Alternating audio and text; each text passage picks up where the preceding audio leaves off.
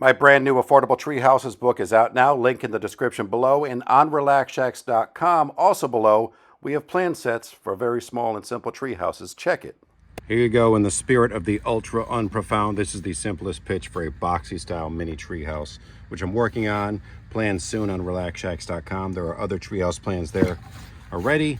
I took some scrap wood, piece of 2x3. You can use other denominations of wood, of course. Traced from the center point to the edge. I want it to slope to nothing. These will sit on some outer walls. They're not really holding up much weight. It's going to be this kind of stuff right here, the polycarbonate.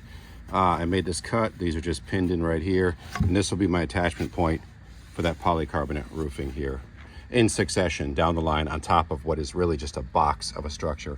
Kind of the foolproof, super simple treehouse micro pitch to a roof.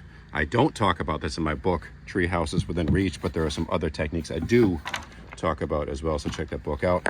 And there you go, another micro tip here from my super messy backyard, working on some crazy artwork as well. Drying over there, graffiti style stuff at Deke Diedrichson Art. Check that out. Thank you guys for watching. Mini video here. We'll see you later.